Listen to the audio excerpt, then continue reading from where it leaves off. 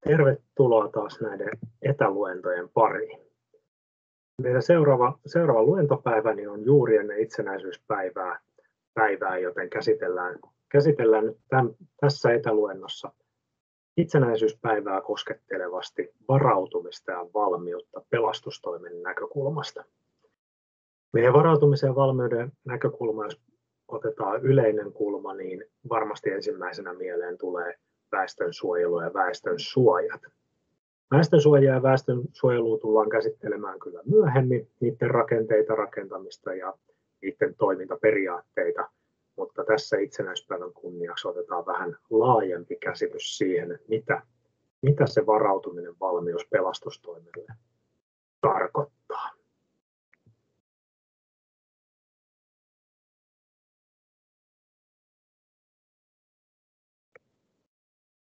Hyvää itsenäisyyspäivää Suomi 6. joulukuuta 2020.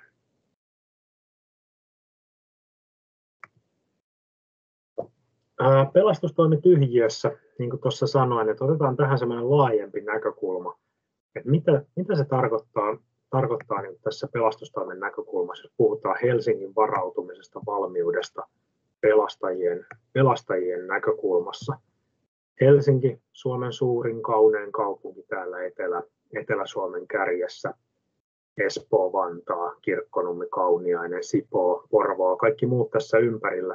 Et tosiasiallisesti Helsinkihän ei voi toimia tyhjiössä, vaikka Suomen pääkaupunki kriittisyydeltään yksi tärkeimmistä silloin, kun me täällä siitä puhutaan.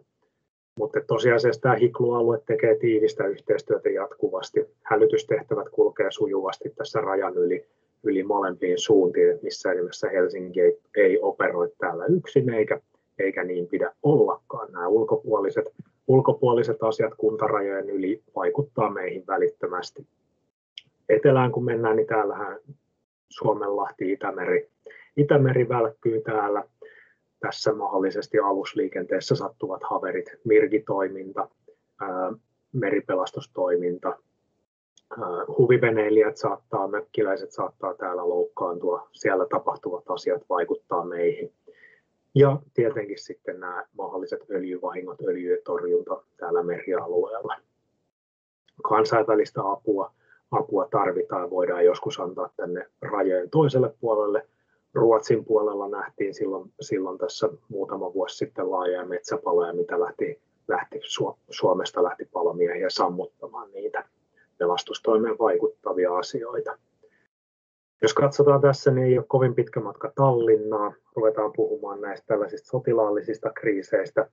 Virossa patsaskiista 2007 neuvostosotilaiden muistomerkkiä lähdettiin siirtämään, peittämään siellä niin aiheutti tämmöisen eskalaatioöisiä mellakoita, kyberhyökkäyksiä. Viron Moskovan suurlähetystä piiritettiin niin sanotusti vapaaehtoisten voimin, eli nämä venäläiset virallisen taho kielsi osallistuneensa siihen, mutta yllättäen siellä oli kyllä aika selkeästi operoiva toimintaa. Ja Venäjän alahuone uhkasi Viroa talouspakotteilla tällaisessa pienimuotoisessa eskalaatiossa. Sitä kuitenkaan ei pidetty varsinaisesti, niin kuin ajateltiin, että tämä on tämmöinen yksittäinen, ei kosketa Helsinkiä, ei kosketa Suomea. Siihen oli vähän vaikea puuttua. Georgian sota 7-12 elokuuta 2008, niin Venäjä valtaa Etelä-Ossetia. Siinä vaiheessa varmasti ei jäänyt enää epäselväksi siihen, että onko Venäjällä halua ja kykyä toimia omien rajojensa ulkopuolella. Itä-Ukrainan sota 2014 ei tästä meistäkään niin kuin katsottuna kovin kaukana. Syyrian sota 2017, Vuoristo-Karabah, Armenia, Azerbaidžan täällä, jatkuva konflikti tällä hetkellä. Syyria, jatkuva konflikti, Turkki, Irak, Syyria, Iran täällä raja-alueella, jatkuva konflikti. Varmasti voi tapahtua asioita. Täällä jos katsotaan vielä, laajennetaan tänne etelään. Tärkeä merenkulun reitti Vietnam, Intia, Kiina alueelta täältä Adeninlahdelta. Tässä on Etiopia, Somalia. Somalian Somalian merirosvoalueet, Jemeni täällä, Sudan, Egypti, Suezin kanava. Täällä tapahtuu vähän jatkuvasti. Tällä hetkellä kansainvälisiä sotajoukkoja keskitetään tänne, perustetaan isoja kansainvälisiä tukikohtia täällä. Nämä suurvallat, saudit, muut vastaavat täällä operoi jatkuvasti. Täällä on sellainen jatkuva kytevä konfliktialue. Tämä merenkulun turvaaminen tästä, koska vaihtoehto olisi sitten, että jouduttaisiin kiertää täältä valtavan pitkiä matkoja Etelä-Afrikan Cap Hornin kautta. Saharan eteläpuoleiset valtiot, jatkuvaa konfliktialuetta, siellä rauhanturvaamis- ja rauhanoperaatioita käynnissä ja näitä sotilastarkkailijoita täällä Afrikan maissa, jatkuvaa kriisialuetta. Ja jos puhutaan tällaisista kriisialueista, mitkä nyt on niin kuin käynnistynyt tässä, niin hyvinkin tämmöinen mielenkiintoinen seurattava alue täällä. Valko-Venäjä, Minsk, pääkaupunki, siellä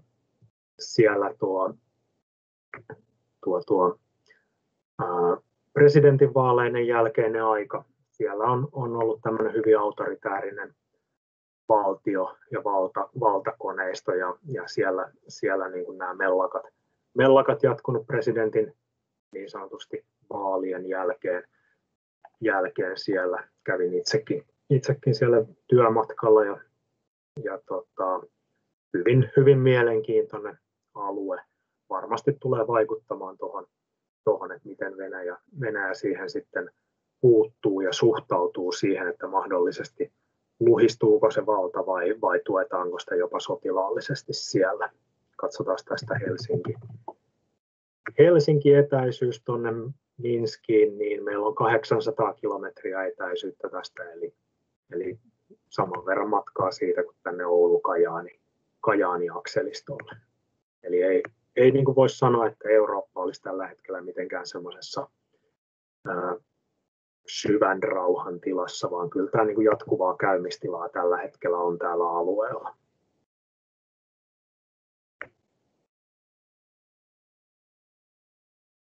Meidän 100 vuoden käsite uhkakuvista, niin jos otetaan tämmöinen nopea kertaus siitä, että miten meidän uhkakuvat täällä alueella on muuttunut viimeisen 100 vuoden aikana. Meillä on ollut iso viha-aika, sitten lyhyt rauhallinen autonomian aika, itsenäisyys 6. joulukuuta 1917, vapaussota 1918, eli heti alettiin taas puhumaan kriisiajoista, talvisodan melskeet 39-40 ja sitten jatkosota heti perään oikeastaan vuodelta 1941-1944 ja sitten ei voida unohtaa Lapin sotaa vuosi 1944-1945 huhtikuuhun asti. Toinen maailmansota päättyy 2.9.1945, josta sitten alkaa kyllä, voidaan sanoa, että alkaa heti tämmöinen kylmän sodan vaihe, semmoinen suurvaltapolitiikan aika, joka päättyy periaatteessa vuoteen 1991 Neuvostoliiton romahtamiseen ja sitten vuonna 1995 Suomi liittyy EU:hun. EU:hun liittyminen vuonna 1995 tuo hyvän talouskasvun, globalisaatio alkaa merkittävästi vaikuttaa positiivisesti, kehittää Suomea. Suomi on ollut EU:sta ehdottomasti hyötyjä. Tämä globaali kauppa, länsikaupan lisääntyminen, me ollaan saatu edullisia tuotteita tuolta esimerkiksi Kiina-Intia suunnalta ja ollaan saatu avattua meidän markkinoita, meidän metsäkoneteollisuus, muu vastaava. Meidän yliopistokoulutus on siirtynyt vapaa yliopistojärjestelmät, vaihto-oppilasjärjestelmät, tietojen vaihto on vapautunut. Se on kaikki tämä globalisaatio on tukenut Suomen kehittymistä. Vuoden 1990 lama oli varsin lyhytkestoinen ja siitä me ollaan niin kuin hyvin tämmöisen niin kuin pitkän rauhan ajan jakson kehitytty.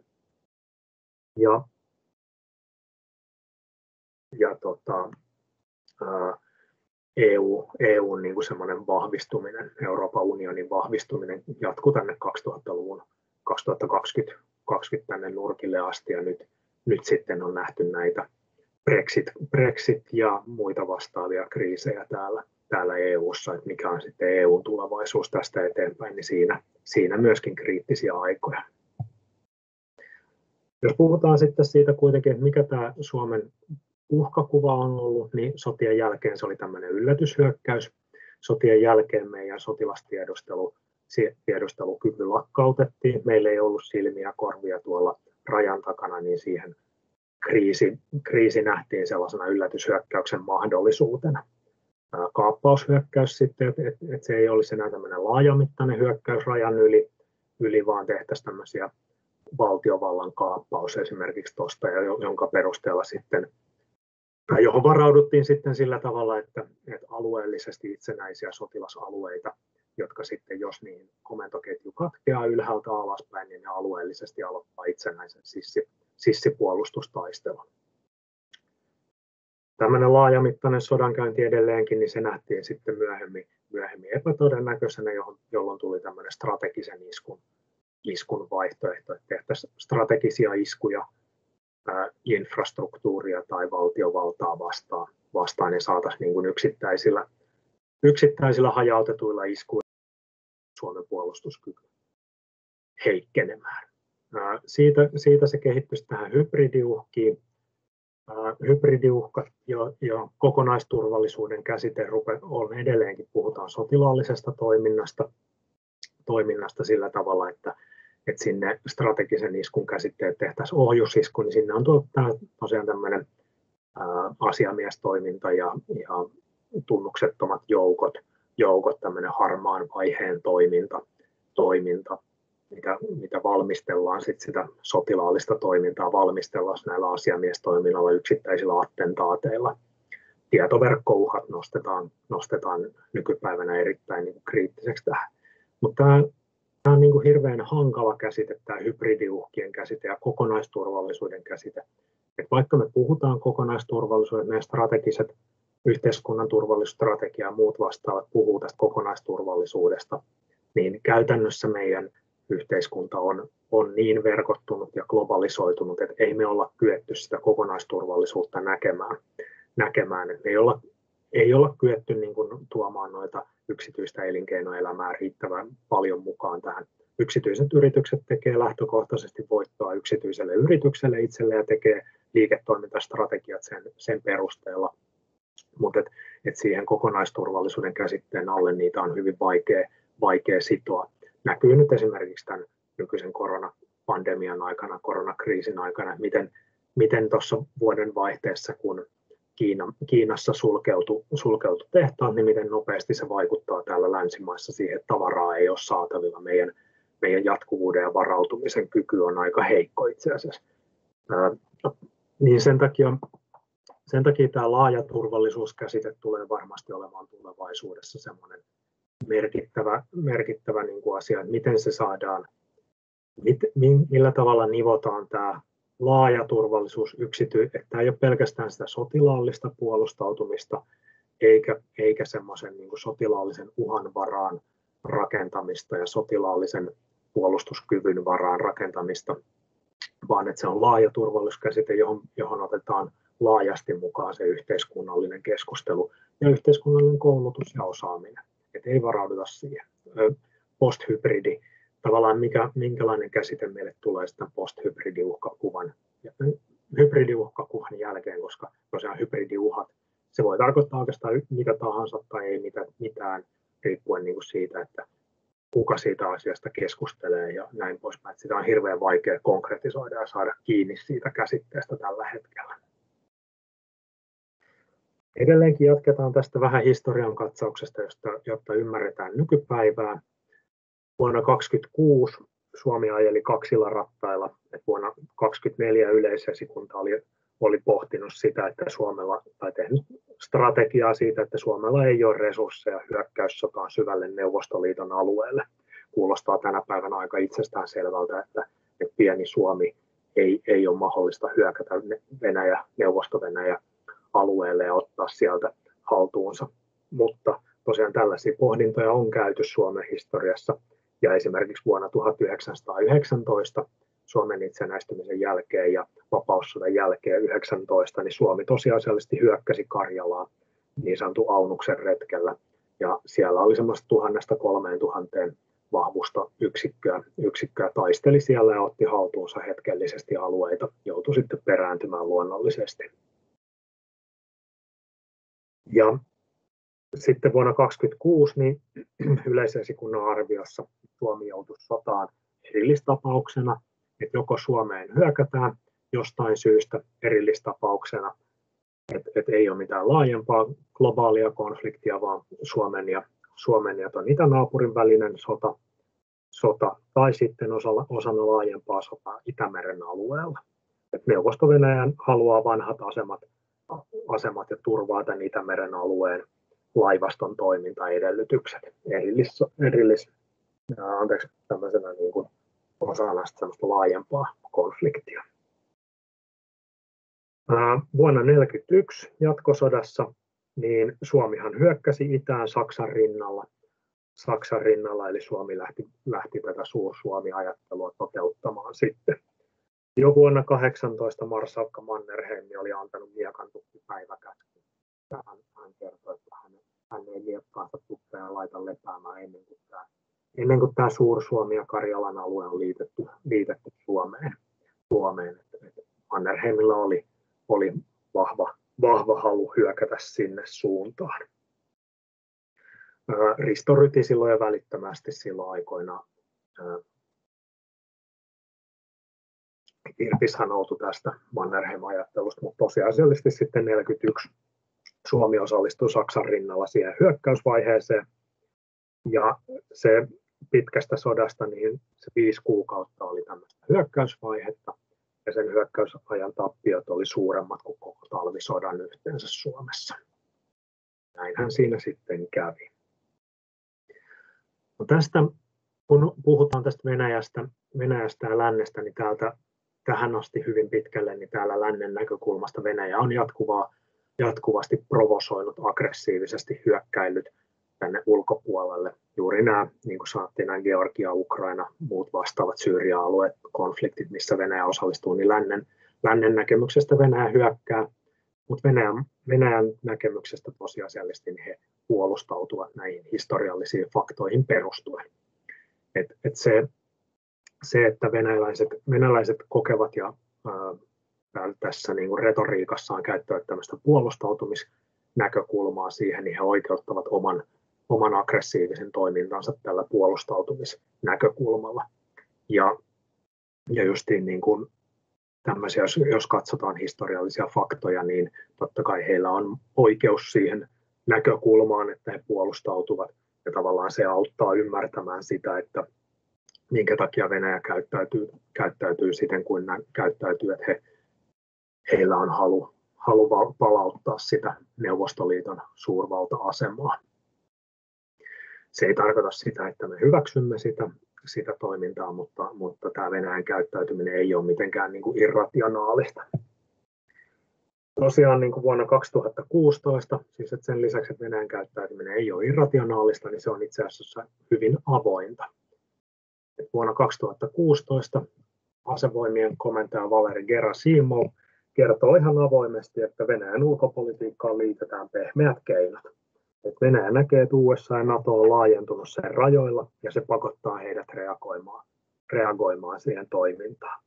Vuonna 2011 arabikevät, niin Venäjän näkökulmasta se on seurausta USA:n onnistuneesta pehmeiden keinojen käytöstä ja hybridivaikuttamisesta siellä.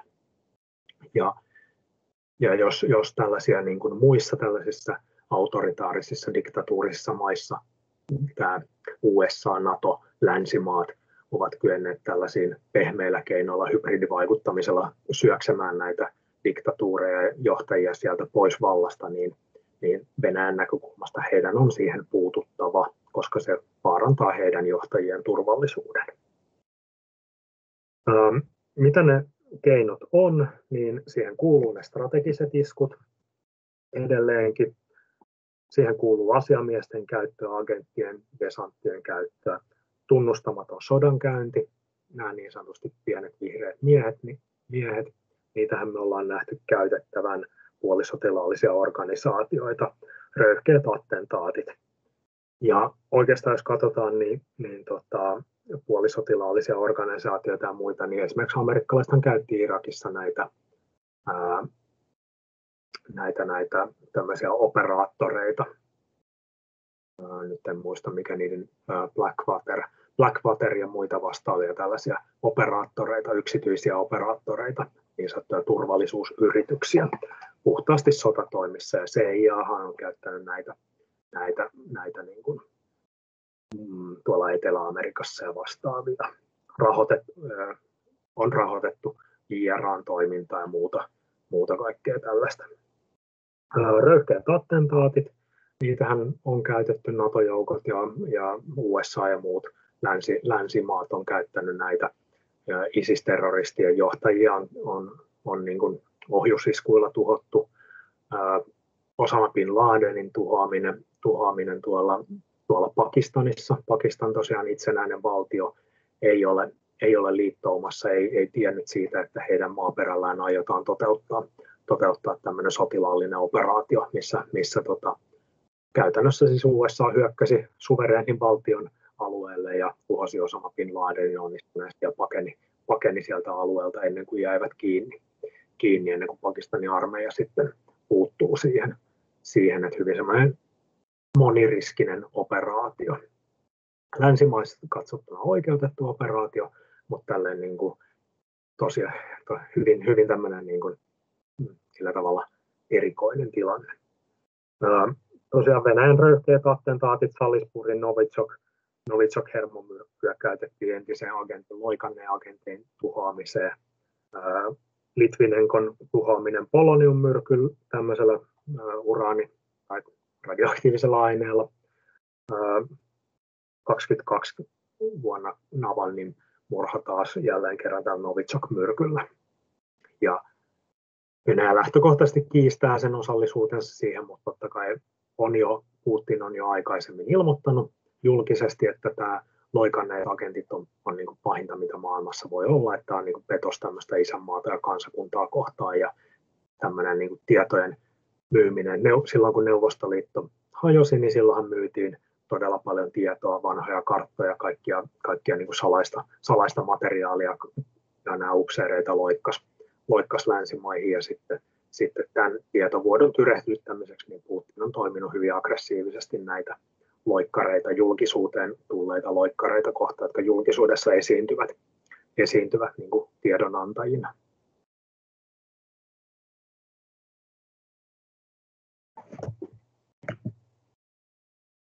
Suomen asemointi tähän globaaliin tilanteeseen, niin Suomihan on asemoinut itsensä aina puolueettomana maana ja vasta vuonna 2007 tämä Suomen virallinen kanta on muuttunut, että Suomi olisi sotilaallisesti liittoutumaton kanta, että me ei olla enää puolueeton maa. Et virallisen kannan mukaan vuonna 2007 niin se on, että Suomi ei kuulu sotilasliittoon, mutta tosiaan vuodesta 1995 astihan me ollaan kuuluttu Euroopan unioniin, että tosiasiallisestihan me ollaan oltu vahvasti asemoituneena länteen niin kuin meidän kuuluukin olla, ja me ollaan osa EUta, osana asettamassa talouspakotteita Venäjää kohtaan. Mutta sitten kuitenkin samalla me ollaan pystytty pysymään porttina länteen sieltä Venäjän suunnalta, että tällä meidän virallisella puolueettomuuden linjalla ja sotilaallisesti liittoutumattomana maana, niin me ollaan pystytty pitämään se, että Venäjä pystyy tekemään diplomaattista toimintaa, poliittista yhteistyötä. Me täällä järjestetään rauhankokouksia ja muita USA-Venäjän välisiä kahdenvälisiä keskusteluja niin kuin näistä ydinaseista viimeksi ja tosiaan kauppaa käydään täältä Suomen kautta ja Suomi käy kauppaa Venäjän puolelle. Meidän Suomen pitkä raja, tämä geopoliittinen asemointi tässä Venäjän länsinaapurina, niin se on hyvin herkkä. Suomea on syytetty tämmöisestä suomettumisesta, siitä, että Suomi niin kuin toimii tosiasiallisesti niin kuin Venäjän kumppanina eikä osana länttä, ja että me myötäillään näitä Venäjän tekemiä asioita, ei uskalleta nostaa niitä Venäjän tekemiä hyökkäystoimia tai aggressiivisia toimia, ei uskalleta nostaa niitä esiin tai vastustaa Venäjää, vaan että me tehdään niin kuin semmoista pöydän alikauppaa sinne. tosiasiallisesti ehkä niin kuin nyt tällä hetkellä on kuitenkin tunnustettava se, että Suomen tämä geopoliittinen asema tässä itäraja, pitkä itäraja tässä meidän naapurin kanssa ja tämä herkkä, hankala tämmöinen sisäjärvi tämä meidän Itämeri tässä, niin tämä asettaa meidät hankalaan tilanteeseen, että jos Suomi liittyisi NATOon, niin todennäköisesti se aiheuttaisi sellaisen kasvojen menetysongelman tuonne, että Venäjä on ilmoittanut, että NATOn laajeneminen on uhka sille, että he kokee sen, että se hyökkäyssodankäynti on se historiallinen fakta, mitä vastaan he puolustautuvat. Ja Venäjä on asettanut tällaisia niin kuin uskottavia rajoja esimerkiksi Ukrainassa ja Georgiassa, että jos heitä voimallisesti vastustetaan, niin heidän on niin pakko reagoida siihen säilyttääkseen sen suurvalta-asemansa. Ja jos Suomi liittyisi NATOon niin kuin täysjäseneksi, niin tämä Itämeri muuttuisi tämmöiseksi NATOn sisämereksi. Jos me katsotaan niin kuin nämä Puola ja Baltian maat, niin niissähän on jo NATO-joukkoja, Norja pohjoinen jäämerialue siellä NATO-joukkoja, niin Venäjän niin kuin mahdollisuudet puolustaa tätä omaa aluettaan olisi sotilaallisesti heikentyisivät siinä, että heillä ei enää jäisi tänne Itämerelle kuin tämä pieni Kaliningradin alue, jolloin niin kuin nousee se mahdollisuus siitä, että heidän olisi niin kuin, tehtävä jonkinlainen takaisinotto ja voiman näyttö siinä, että mikä olisi silloin sen jälkeen esimerkiksi Ahvenanmaan tai perinteisesti Porkkalanniemen kohtalo jos Suomi olisi niin kuin NATO-maa. Jos taas pikkasen huristellaan, palataan tuonne historian haive, niin vuonna 1927 se näkökulma oli semmoinen, ei ehkä poliittinen, vaan sotilaallinen. Ensimmäisessä maailmansodassa oli käytetty taistelukaasuja paljon. Sitä pelättiin ja pohdittiin, että se on niin kuin tähän siviiliväestöä kohtaan merkittävä riski, jolla perustettiin Suomen kaasupuolustusyhdistys, josta alkaa tämmöinen niin kuin suunniteltu siviiliväestön suojelu. Vuonna 1950 toisen maailmansodan jälkeen tuli tämmöinen total war-käsite näkyviin, erityisesti tämä ydinaseiden käyttö.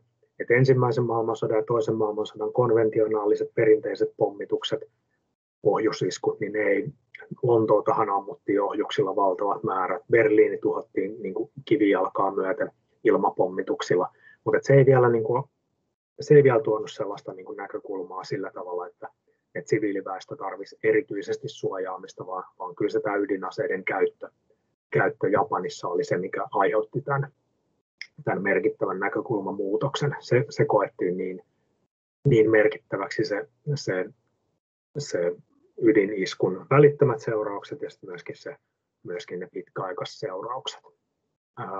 Sisäministeriö edellytti väestönsuojien rakentamista siviiliväestöä varten ja niitä edelleen nykypäivän asti, että se on niin kuin pidetty tärkeänä näkökulmana ja säilytettävän arvoisena, vaikka sitä on pyritty tuossa ihan vielä varmaan noin 10-5 vuotta sitten käytiin aktiivisesti keskustelua siitä, että väestönsuojan rakentaminen on turhaa ja kallista ja se voidaan lopettaa, mutta sitä edelleenkin on jatkettu, on nähty se arvo siellä. Mutta se on niin kuin tähän ydinaseita kohtaan suurimmaksi osaksi ollut. Vuodesta 1924 vuoteen 2000 oli tämmöinen erillinen puolustusneuvosto. Ja tosiaan niin kuin siinä historiallisesti edelleenkin se on nähty sotaan varautumisena.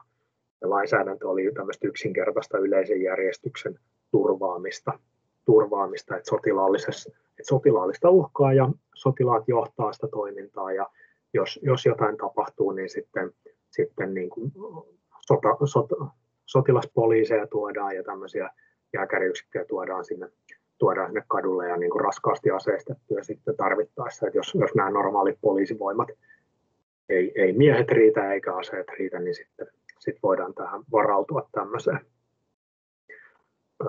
Vuonna 1968 Tsekkoslovakia miehitettiin, niin silloin tosiaan tämä alueellinen itsenäinen puolustus, mistä mainittiin, että tämmöinen, jos tähän sodanjohtoon tai ylempään valtionjohtoon yhteys katkee, niin alueet pystyy itsenäisesti aloittamaan sissisodan käynnin. Ja siihen tehtiin tämmöisiä salaisia kassakaappikäskyjä, puolustusvoimat ja sotilaat tutustu kaikkiin siviilitoimijoihin, myöskin pelastustoimeen, mutta myös ihan tällaisiin siviiliyrityksiin tutustuivat ja jakoivat sinne valmiita sinetöityjä kassakaappikäskyjä, että jos jotain tapahtuu, niin sitten sieltä kassakaapista otetaan se käsky ja sitä ruvetaan toteuttaa.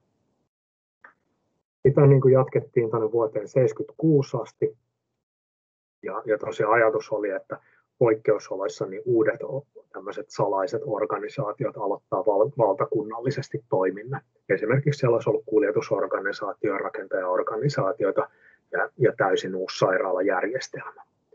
Nythän tämä on niin kuin hyvinkin mahdoton ajatus sit käytännössä toteuttaa tämmöinen, että ihmiset ei tiedä, mihin organisaatioon ne kuuluu, ne ei tiedä, mitä niiden poikkeusolojen tehtävät on, ja ne ei pysty sitä harjoittelemaan eikä varautumaan siihen, että jostain kassakaapista sinetistä avataan, ja kuka sitä on siellä sitten avaamassa, ja kuinka hidasta semmoisen organisaation käynnistäminen sitten on, niin se sitten havaittiin tosiaan vuonna 1976, että melko nopeasti, että ei tämä käytännössä toimi.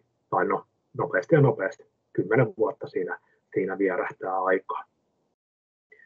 Vuonna 1977 poikkeusolojen käsite muuttuu, että tämä sotilaallinen kriisi on ollut koko ajan se kantava teema, siis vuoteen 1977 asti poikkeusolot nähdään sotilaallisena ongelmana, mutta silloin siihen tuodaan käsitteenä tämä, että taloutta uhkaava ja suuronnettomuus, niin silloin tämmöinen niin kuin nykyaikainen varautumistoiminta ja käsitteestä voidaan niin kuin nähdä, että silloin on alkanut vuonna 1977. Alkanut tosiaan tämä nykyaikainen varautumistoiminta. Ja sitten vuonna 1982 niin kuin vihdoin niin kuin julkistetaan sitten se, mikä havaittiin se ongelma, tämä varautumisperiaate. Normaaliajan organisaatiot jatkavat poikkeusoloissa. Se ei ole niin kuin mahdollista, että lähdettäisiin polkemaan jotain erillisiä organisaatioita, vaan että siellä pitää olla se normaaliajan organisaatiot, normaaliajan yritykset jatkavat niin kauan kuin ne pystyy, normaaliajan viranomaiskoneisto jatkaa niin kauan kuin ne pystyy. Ja nykyaikainen poikkeusolojen käsite vuonna 2001 annettu valmiuslaki, niin siellä on tämä sotilaalliset uhat, sen niin kuin olemassa oleva sotilaallinen toiminta ja sitten hyökkäyksen uhka, että siihen voidaan jo käyttää valmiuslakia. Sitten nämä väestön toimeentuloa ja talouselämään kohdistuvat uhat, suuronnettomuus, jälkitila ja sitten sinne on lisätty myöskin tämä suuronnettomuutta vastaava vaarallinen tartuntatauti. Tätä valmiuslakia, vaikka tämä on aika tuore 2011, niin tätä on niin kuin kritisoitu tähän asti siitä, että tämä on hyvin niin kuin hankala ottaa käyttöön. Tämä on todella niin kuin konservatiivinen lainsäädäntö, että suorastaan epäiltiin, että voidaanko tätä edes koskaan ottaa käyttöön, että onko tästä sitten tosiasiassa poikkeusoloissa mitään hyötyä, koska se poikkeusolojen julistaminen on niin hankalaa. No nyt tässä koronapandemian aikana nähtiin että Suomessa julistettiin nämä poikkeusolot ja valmiuslaki otettiin käyttöön, että varmaankin sitten tosiasiallisesti kuitenkin, jos jotain tällaisia vaaditaan, niin siihen löytyy sitten yhtenäinen poliittinen tahto ja yhtenäiset myöskin semmoiset perustuslailliset oikeudet, koska täällähän puututaan niiden ihmisten oikeuksiin, vapaaseen elämään, liikkumiseen, toimeentuloon ja muuhun vastaavaan puututaan niin se perustuslaillinen ongelma siellä on ja poikkeusolojen lainsäädäntöä pystytään mahdollisesti sitten käyttämään kuitenkin. Ja varmasti nyt näiden kokemusten jälkeen tätäkin lainsäädäntöä kehitetään.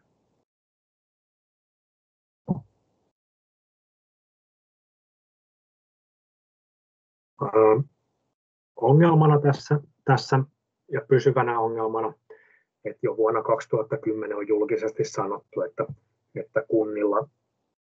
kunnilla on puutteelliset valmiussuunnitelmat, että kunnat ei niin kuin kykene siihen, vaikka meillä strategisella tasolla on niin kuin valtiotasolla on säädetty ja sanottu näistä asioista, niin sitten siellä käytännön tasolla kunnissa, jotka toteuttaa sitä, niin valmiussuunnitelmat on heikkoja tai olemattomia, ja sitten semmoinen valmiuden taso, että niitä asioita ei myöskään harjoiteltu eikä opeteltu, että ehkä edelleenkin ollaan niin kuin luotettu siihen, että meidän niin kuin normaaliajan toimintaan, sitä keskitytään siihen normaaliajan toimintaan.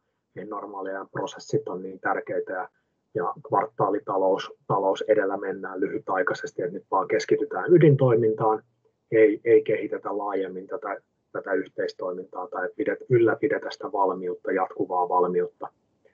Niin sitten tässä meidän koronapandemiassa me nähdään niin kuin tämä yhteiskunnan taso, että tämähän on edelleen hyvin, voisi sanoa, niin kuin kriittinen ja heikolla tasolla. Että meillä ihan niin kuin tässä viime viikollakin, niin meidän kunta- ja kaupunkitasolla riidellään ja valtionjohdon kanssa siitä, että mitkä toimenpiteet on tehty ja semmoinen, niin kuin meillä on jatkuva johtamiskriisi siitä, että johtaako valtio tätä ongelmaa vai johtaako sitä sitten itse asiassa kuntatasolla joku, onko tämä meidän nykyinen kriisi, niin onko tämä terveydellinen kriisi vai onko tämä taloudellinen kriisi ja ketkä toimijat on niin kuin ne oikeat toimijat, jotka tähän kuuluisi tulla. Ja silloin vuodenvaihteessahan me nähtiin se ongelma jo siinä, että tuolla maailmalla alkaa tulla tihkua tietoa siitä, että siellä on tämmöinen vaarallinen tartuntatauti lähdössä liikkeelle, niin Suomessa Terveyden ja hyvinvointilaitos, THL, lääketieteelliset organisaatiot seuraa sitä ja valmistautuu siihen vastaanottamaan tämmöisen niin kuin lääketieteellisen kliinisen kriisin, mutta samaan aikaan se kriisi eskaloituu tuo sosiaalisen median puolella. Ihmiset heille tuotetaan tietoa siitä, että alkaa tämmöistä niin kuin hybridivaikuttamiselta vaikuttavaa tietoa tuotetaan ihmisille, vaikutetaan ihmisten mielialoihin ja sitten vasta sen jälkeen niin tämä meidän poliittinen johtaja lehdistö aktivoituu siihen sen jälkeen, kun se on pyörinyt tuolla sosiaalisen median ihmisten kahvipöytäkeskusteluissa ja pitkän aikaa. Et koko ajan tultiin niin kuin jälkijättöisesti siihen keskusteluun mukaan sit sieltä yhteiskunnallisen tasolla ja ei saatu niin kuin missään vaiheessa järkevästi tuotua sitä, että vaikka esimerkiksi näkyy tässä maskikeskustelussa ja muussa vastaavassa. Siitä hyvin mielenkiintoinen niin kuin tapauksena valitettava. Totta kai siinä, että nyt meidän niin kuin taloudellinen toiminta Euroopan unionissa on aika horjuvaa. Meillä on ollut nämä Brexit-kriisit ja muut ja nyt sitten vielä tämä koronapandemia, joka sitten on aiheuttanut näitä rajojen sulkeutumisia, kaupan tyrehtymistä ja muuta. Että tästä tulee varmasti niin kuin lääketieteellisen kriisin lisäksi hyvin pitkä taloudellinen kriisi ja sitten yhteiskunnallisesti merkittävä ongelma, niin kuin niin keskustellaan näistä nuorten liikkumattomuudesta ja muuta. Että jos meillä on vaikka 2 vuotta sellaista aikaa, milloin nuoret ei osallistu urheilutoimintaan, niin siellä varmasti menetetään tulevaisuuden urheilijalupauksia. Meidän olympiatoivot ei varmasti pääse, mutta sitten sellaiset niin sanotusti tavalliset urheilijat, heidän sosiaalinen valmiudet ja muut varmasti on heikkoja. Jos ajatellaan jotain 4-6-vuotiaita lapsia, tämmöistä pientä ikäluokkaa, niin jos he niin sanotusti vaan viettävät 2 vuotta kotona katsomassa televisiota, eivätkä ole jossain vaikka joukkueurheilulajissa mukana, niin varmasti tulee vaikuttamaan paljon tällaisen. Tämä kompleksisuus, mikä siinä on niin siihen on vaikea tällä hetkellä puuttua. Se meidän laajan turvallisuuden käsite puuttuu täältä. Tämä kuva, mitä tässä tapahtui niin muistatte tämän Elokapinan.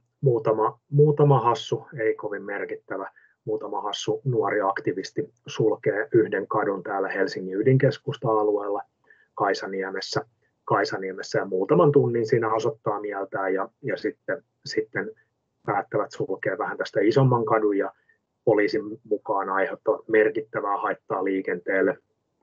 Poliisi on niin kuin siinä muutaman tunnin seurannut tätä mielenosoitusta ja yrittänyt käskyttämällä saada näitä mielenosoitusta poistumaan tästä paikalta. Ja sitten tapahtuu se viimeinen tilanne siinä, että poliisin kenttäjohdolta hermo pettää ja käskevät näitä poliisiyksiköitä käyttämään sitten voimakeinoja tämän mielenosoituksen hajottamiseen ja kaasuttavat rauhallisesti käyttäytyviä mielenosoittajia tässä kadulla. Ja nyt jos me mietitään, mitä tapahtuu tuolla Valko-Venäjällä ja tämmöisessä ei niin avoimissa maissa, missä mielenosoitukset ei ole ei ole niin kuin avoimesti sallittuja, niin kyllähän tämmöinen kuva, kun leviää Suomesta kansainväliseen mediaan ja Suomen sisäiseen mediaan ja tuonne sosiaaliseen mediaan, Twitter, Facebook ja muut vastaavat lähtee, niin kyllähän tämä kuva on jo niin kuin semmoinen todella raflaava, että nuoria ihmisiä poliisi kaasuttaa tuossa kadulla.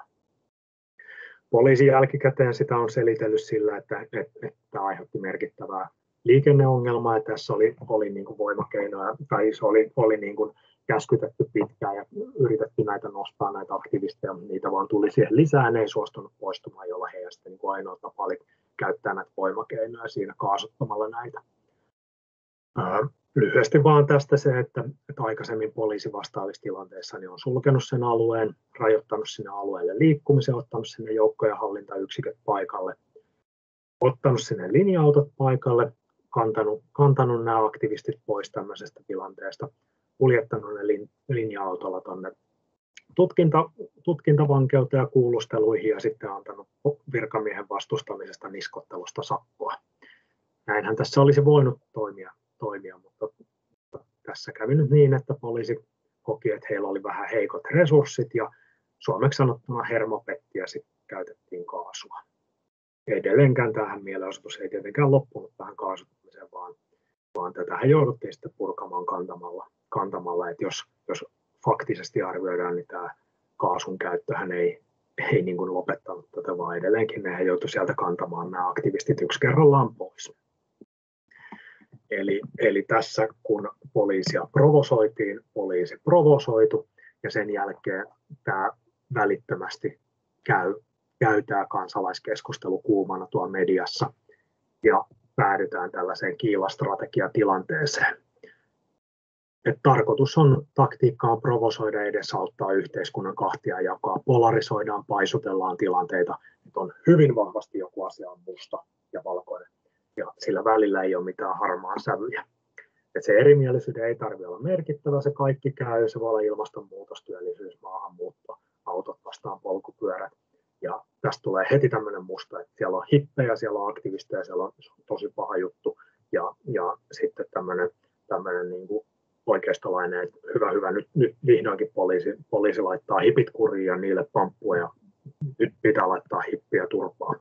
Semmoinen näkökulma alkaa välittömästi pyöriä tuolla. Jos katsotaan niin kuin aikaisemmin näitä äärioikeistolaisia liikkeitä ja heidän rajat kiinni mielenosoituksia, missä poliisi on estänyt tai sulkenut sitä toimintaa tai siirtänyt sitä mielenosoitusta jonnekin, niin siellä on aina ollut se, että poliisi on vihollinen ja poliisi on väkivaltainen ja hirveätä tämmöinen, että poliisi käskyttää heitä siirtymään johonkin eri paikkaan ja näin poispäin. Nyt sitten välittömästi se näkökulma on niin, että poliisi toimii oikein, poliisille lisää resursseja, poliisin pitää lyödä hippiä kuonoon. Tarkoitushan näissä on, että hyökkääjä saa puolustuksen resurssit hajalleen. Toimijat tekee tietoisesti tiedostamattaan poliittisia kauppoja tulevaisuudessa. Tulevaisuudessa joustetaan vähän siihen suuntaan, mihin halutaan, kun kerran kaikki on sitä samaa mieltä. Ja tavallaan tämä suomettuminen tulee olemaan voimakkaampaa semmoinen. Ja se tässä nimenomaan valtiollisena toimintana, en tiedä tästä Elokapinan taustoista näin mutta niin kuin yleisesti tämän kiilastrategian, niin Venäjällä on tapana tukea niin kuin molempia puolia, että heitä ei sinänsä kiinnosta, että onko se äärioikeistoa, äärivasemmistoa tai jotain sitä väliltä, vaan jos siellä nähdään mahdollisuus, niin annetaan rahallista tukea toiminnalle tukea ja tarkoitus on vain nimenomaan polarisoida sitä yhteiskunnan keskustelua. Ja nythän niin kuin nämä kaikki Brexit ja talous ja globalisaatio ja muu kaikki koronapandemian aikainen toiminta, niin kaikki niin kuin yhteiskunnan polarisoituminen, verkkokeskustelu ja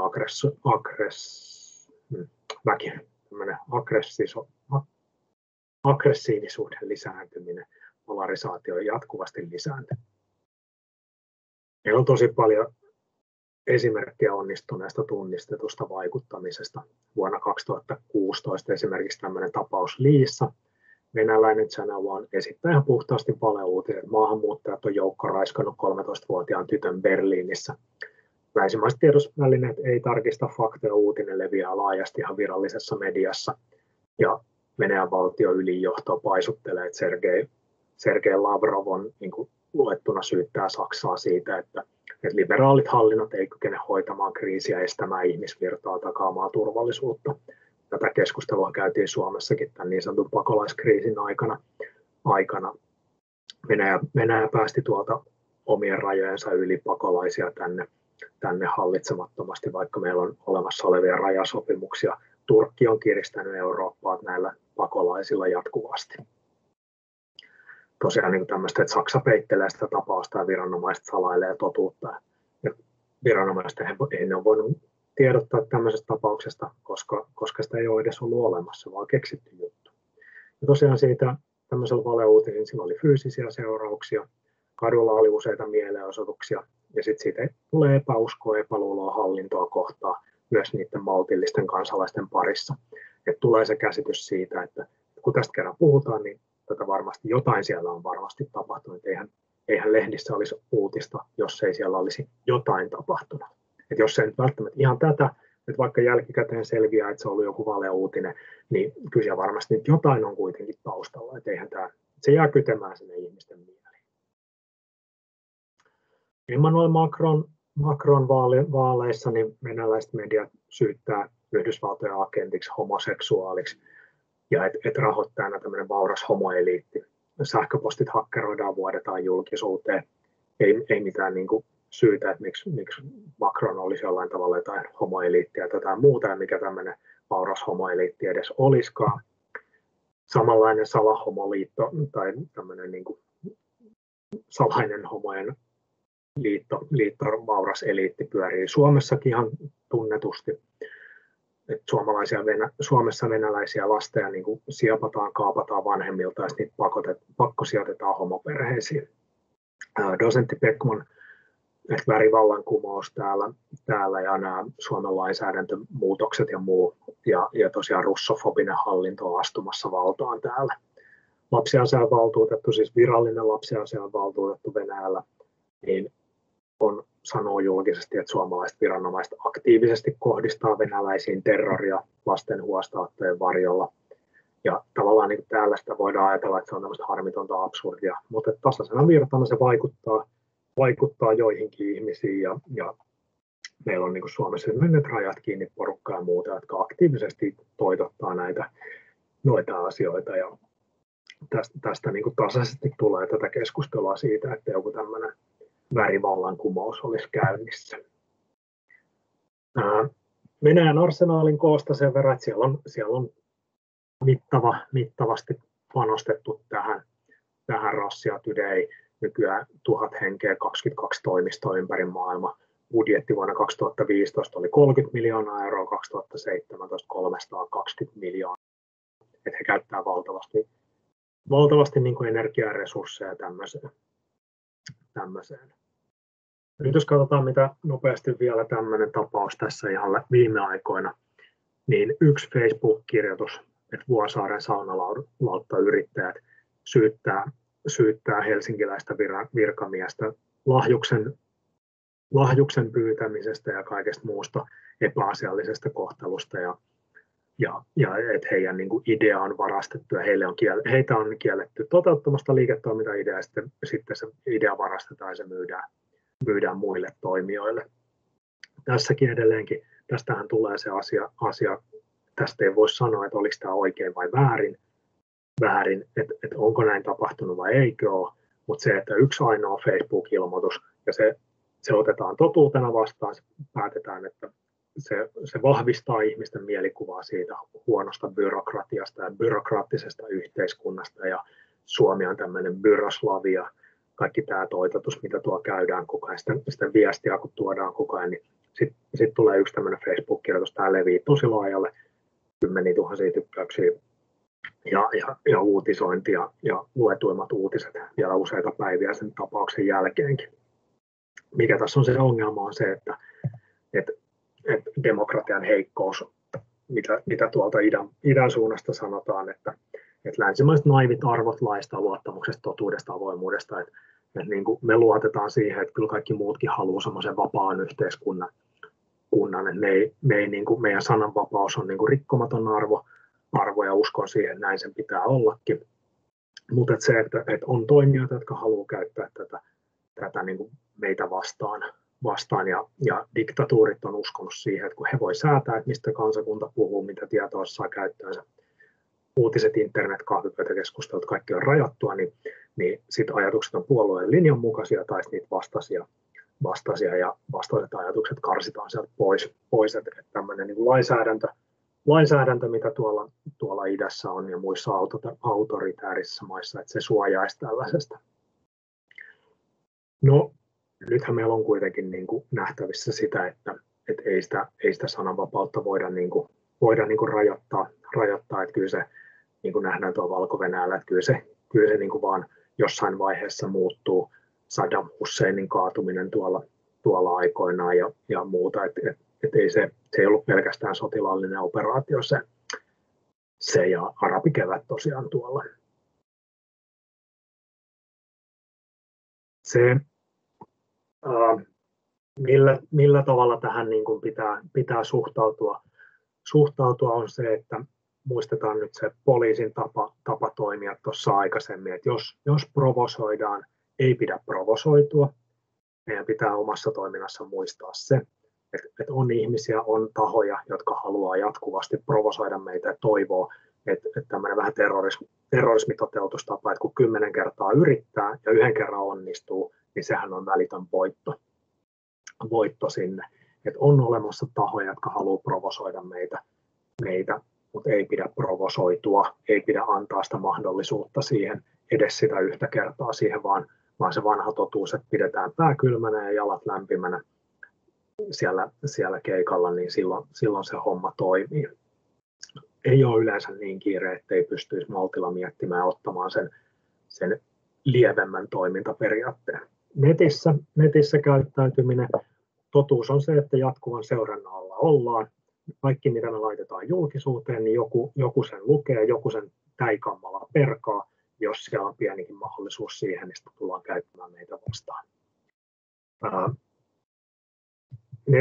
Netissä myöskin tämä, että vähän niin kuin tämä Vuosaaren saunalautta-yrittäjä-keissi, niin se, että onko se totta, se on mahdollisesti totta, mutta länsimaisessa yhteiskunnassa niitä tuomioita ei anneta yhden mielipiteen perusteella, vaan meillä on se poliisi sitä varten, että jos joku viranomainen on ottanut lahjuksia, jos siellä on jotain epäasiallista toimintaa, niin poliisi tutkii rikosperusteisesti ja virkakoneesta ylemmät tahot tutkii niitä ja hallintovalitukset ja hallinto-oikeus tutkii sitten niitä niin kuin, tämmöisiä oikeudellisia,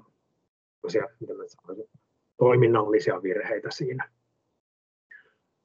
Harro Koskinen, Jumalanpilkka vuonna 1969. Mä en ole ollut edes henkilökohtaisesti syntynyt siellä, mutta silti mä tunnen tämän tapauksen, tunnen tämän kaverin.